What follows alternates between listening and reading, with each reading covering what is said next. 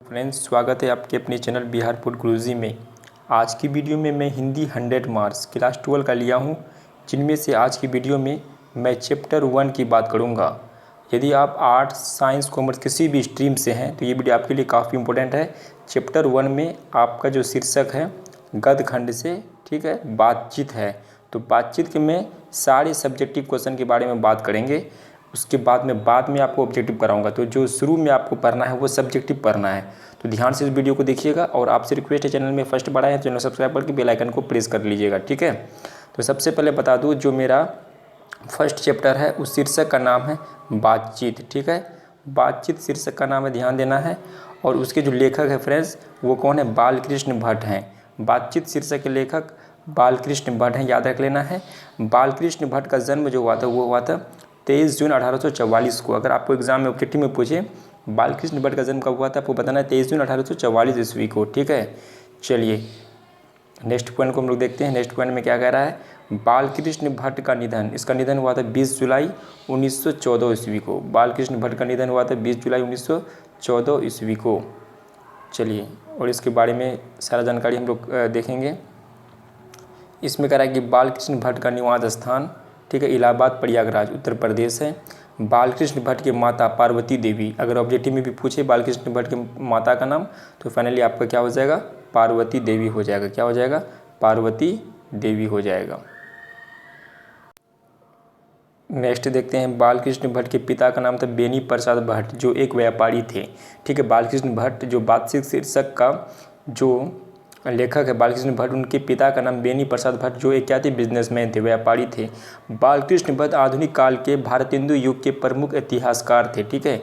बालकृष्ण भट्ट जो है वो आधुनिक काल के भारतेंदु युग के प्रमुख साहित्यकार थे।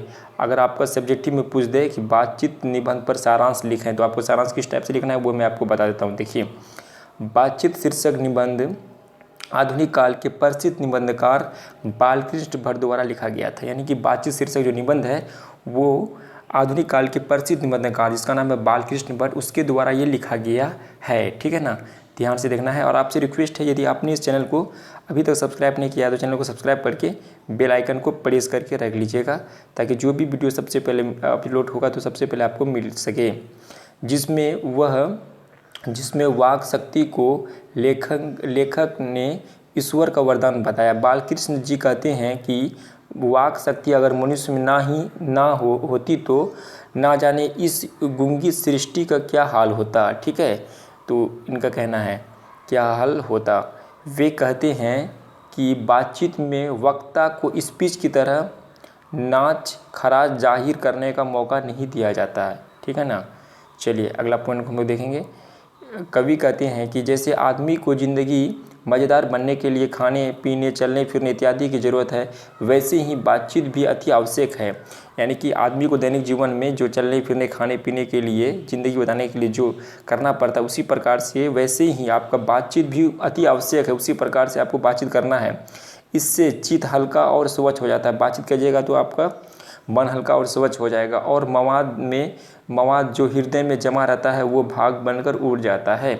आपका हृदय में जो भी टेंशन होता है वो एक तरह का भाव बन के उड़ जाता है, ठीक है।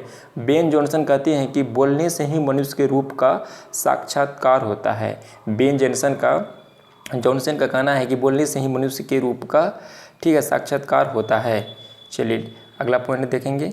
लेखक ने बातचीत के प्रकार को भी बताया है। एडिसन मानते हैं कि असल बातचीत सिर्फ दो व्यक्तियों में ही हो सकती है। देखिए मोस्ट इम्पोर्टेंट क्वेश्चन है, ऑब्जेक्टिव में फंसेगा। तो एडिसन का मानना है कि असल बातचीत सिर्फ दो व्यक्तियों में हो सकती है, अर्थात जब दो लोग होते हैं तभी अपना दिल एक दूसरे के सामने खोलकर बातें करते हैं। लेखक के अनुसार तीन लोगों के बीच की बातचीत केवल फॉर्मेलिटी होती है। बालकृष्ण भट्ट जो लेखक, उनके अनुसार तीन लोगों के बीच की जो बातचीत वो केवल फॉर्मेलिटी होती है, ठीक है ना। चलिए और आगे क्या कहते हैं, ध्यान से देखिएगा। लेखक कहते हैं कि यूरोप के लोगों में बातचीत का हुनर है, जिसे आर्ट ऑफ कन्वर्सेशन कहते हैं। यानी कि यूरोप के लोगों में बातचीत का हुनर है, ठीक है ना, जिसे आर्ट ऑफ कन्वर्सेशन कहते हैं। यानी कि कन्वर्सेशन का जो कला है वो कहते हैं यूरोप के लोगों के बातचीत करने का हुनर को। इनके प्रसंग को सुन के कान को अत्यंत सुख मिलता है। इसे सहृदयी गोष्ठी भी कहते हैं। अंततः बालकृष्ण भट्ट कहते हैं कि हमें अपने अंदर ऐसी शक्ति पैदा करनी चाहिए जिससे हम अपने बातचीत कर लें, और बातचीत का यही सही उत्तम तरीका है। बालकृष्ण भट्ट जी का कहना है कि अपने अंदर ऐसा शक्ति पैदा करना जिससे हम अपनी बातचीत कर लें, और बातचीत का यही उत्तम तरीका है। तो आज की वीडियो यहीं तक, और मिलते हैं नेक्स्ट चैप्टर के साथ। ये वीडियो एक बार रिवाइज करके रिपीटिंग करके देख लीजिएगा। इनमें से मैंने इंपॉर्टेंट सब क्वेश्चन को लिया हूँ जो कि आपकी बोर्ड एग्जाम में जो है पूछने की चांस रहेगी। मिलते हैं नेक्स्ट वीडियो में। आपका दिन शुभ हो। जय हिंद, जय भारत।